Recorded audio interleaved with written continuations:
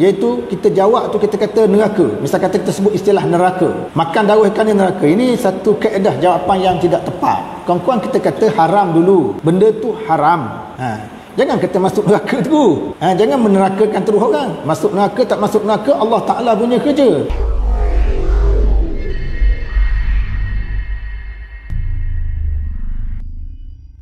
Siapa yang menuntut ilmu, pasti Allah Ta'ala uji. Pasti Allah Ta'ala uji. Antara ujian yang menerima orang yang menuntut ilmu ialah kata-kata orang. Kata-kata orang, tuan-tuan, kata-kata orang ini sesuatu yang tak dapat kita nak lari. Ada orang berkata begini dan begini pada kita. Ada orang berkata begitu dan begitu kepada kita di belakang kita. Jadi kalau kita nak raikan orang kata pada kita ni, tuan-tuan, jawabnya ilmu itu tidak akan tersebar dalam masyarakat. Termasuklah orang-orang melabelkan sesuatu labelan yang tidak sepatutnya, atau labelan yang dibuat secara sembrono kepada orang-orang yang berilmu. Maka kita takut dengan labelan tadi, maka kita tidak mengajar. Maka rugilah masyarakat kita masing-masing berada dalam kejahilan. Sedangkan Islam, agama, menekankan masyarakat yang berilmu, bukan masyarakat yang jahil. Punca manusia menjadi sesat dari landasan agama ialah percobaan untuk berbicara tentang agama tanpa berasaskan kepada ilmu. Sebaliknya, berdasarkan prinsip apa orang lain boleh cakap, maka saya juga boleh cakap. Dan ini kita akan bincangkan, tuan-tuan. Yang kita nak bincang malam ni menyembunyikan ilmu. Ada satu lagi, dia panggil membicarakan ilmu tanpa berdasarkan ilmu. Dia cuba bercakap tentang persoalan-persoalan agama, tetapi dalam masa yang sama dia tidak mempunyai ilmu yang betul dan mantap. Akhirnya dia mengelirukan masyarakat dengan jawapan-jawapan yang dikemukakan. Firman Allah Ta'ala, "Qul innama harrama rabbiyal fawahisha ma dhahara minha wa ma batan wal ithma wal baghya bighairil haqq wa an tusyriku billahi ma lam yunazzil bihi sultana wa an taqulu 'ala Allahi ma la ta'lamun." Katakanlah, sesungguhnya Tuhanku hanya mengharamkan perbuatan-perbuatan yang keji, sama ada yang nyata atau yang tersembunyi, dan perbuatan dosa dan perbuatan menceroboh dengan tidak ada alasan yang benar, dan diharamkannya kamu mempersekutukan sesuatu dengan Allah, sedang Allah tidak menurunkan sebarang bukti yang membenarkannya, dan diharamkan kamu memperkatakan terhadap Allah sesuatu yang kamu tidak mengetahui. Dia sebut surah Al-A'raf ayat 33.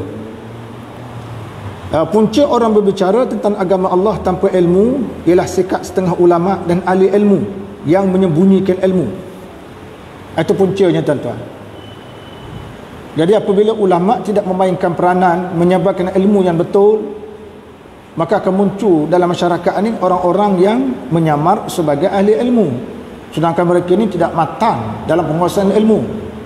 Mereka cuba bercakap dengan cakap-cakap ulama-ulama yang hebat, tetapi jawapan yang mereka kemukakan adalah mengelirukan masyarakat. Jadi punca berbicara tentang agama tanpa ilmu ialah sikap setengah ulama dan ahli ilmu yang menyembunyikan ilmu dan tidak mahu mengajarkan pada masyarakat, melainkan dengan upah yang tinggi atau seumpamanya. Atau saya sebutkan tadi, kerana takut dia label, maka kita tak berani nak nyampaikan ilmu yang sebenar kepada masyarakat. Akhirnya yang bersemangat hendakkan ilmu mula membaca sendiri buku-buku tanpa berguru, dan dalam masa yang sama tidak mempunyai asas yang kuat dalam lapangan ilmu yang dibaca. Akhirnya dia buat kesimpulan sendiri, tuan-tuan. Sepatutnya orang yang tidak tahu hendaklah menjawab Allah sahaja yang maha mengetahui, atau disebut istilahnya wallahu a'lam. Jadi, tuan-tuan, menyembunyikan ilmu ini di antaranya ialah mendapat laknat Allah dan segala makhluk. Mendapat laknat Allah dan segala makhluk. Saya suka sebut, tuan-tuan, sebelum saya pergi terus kepada menghuraikan kesan-kesan ataupun implikasi daripada menyembunyikan ilmu.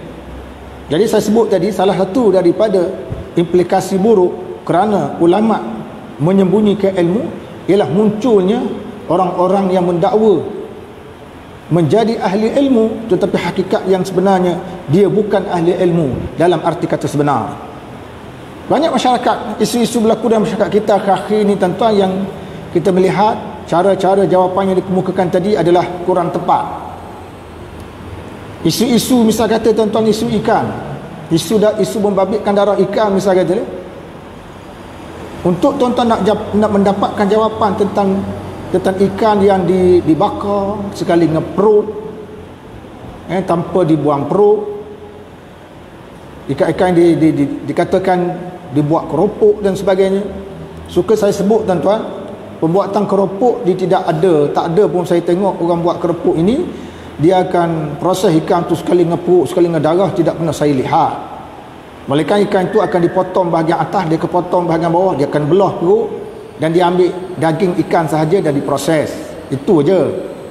Dan tak pernah saya tengok adanya satu kilang keropok tempat saya di Terengganu ni yang proses ikan dalam bentuk sebegitu rupa. Artinya proses dalam bentuk pakai mesin tu dengan berdarah-darah begitu. Ya, ikan selayang di sana dia panggil, sini dia panggil ikan temenung. Ikan temenung sini. Tak pernah berlaku begitu. Pun begitu tuan-tuan, kalau kita rujuk pada fatwa-fatwa diputuskan oleh beberapa negeri. Fatwa negeri Johor, fatwa negeri Selangor, fatwa wilayah persekutuan menyatakan darah-darah ikan itu tentang benda yang khilaf ulama. Sebahagian ulama mazhab Syafi'i mengatakan tak boleh. Ya, kita buat satu proses membabitkan darah ikan yang mana ikan itu besar, ikan jenis besar.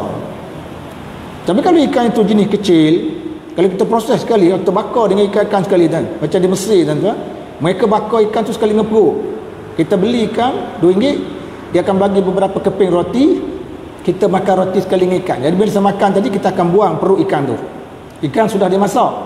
Jadi berdasarkan fatwa beberapa negeri tuan-tuan, tidak ada masalah ikan-ikan kecil yang dibakar sekali dengan darah dia sekali dengan tu. Cuma bila kita nak makan, kita kena asing lah. Jadi sebahagian fuqaha mengatakan tidak mengapa, sebab ikan itu sendiri termasuk dalam isu-isu yang khilaf. Dan ada juga di antara ulama mengatakan tak ada, ikan kecil dia ikan besar kau tidak mengapa, sebab darah dia itu termasuk dalam kategori yang dimaafkan. Sebab darah ikan ni dia tak banyak, dia tidak banyak. Sebab biasanya jarang orang kita buat kerupuk lekor dengan ikan jos, tak ada. Ada tak orang buat kerupuk lekor dengan ikan jos, ikan yu, tak ada kan. Ada orang buat kerupuk lekor dengan ikan apa ni, ikan paus, tak ada. Paling tinggi orang buat kerupuk lekor dengan ikan temenung, ikan selayang, gitu ajalah. Jadi tuan-tuan majlis sekalian, jawapan-jawapan kita dalam isu ini sebenarnya membabitkan isu khilaf. Kita kata membabitkan isu khilaf.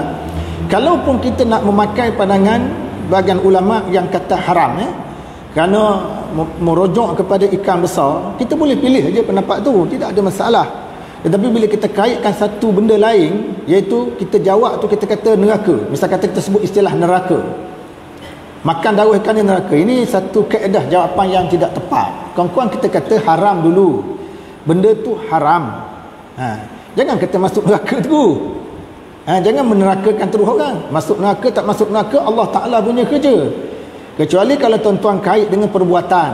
Contoh orang tak semayang, maka kita kata orang tak semayang masuk haram, pertama.